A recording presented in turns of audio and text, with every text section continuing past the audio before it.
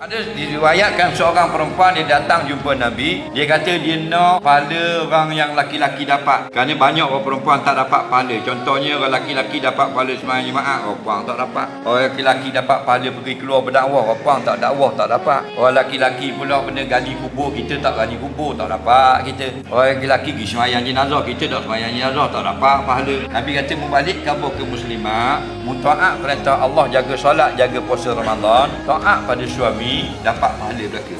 Lepas tu perempuan, dia goreng ikan, boleh pahala. Dia tumbuk belacang, boleh pahala. Dia kukunya, boleh pahala. Dia basuh baju laki dengan anak dia, boleh pahala. Itu kelebihan orang beriman. Walaupun budak pergi sejik, dapat pahala. Tapi jaga solat 5 waktu lah, jangan tak mayang. Lebih susah bini kita dan mak kita di rumah, lebih banyak pahala. Batulah pekerjaan yang terbaik perempuan ialah suri rumah. Kenapa? Kerana dia bersusah payah untuk suami dia dan membesarkan anak.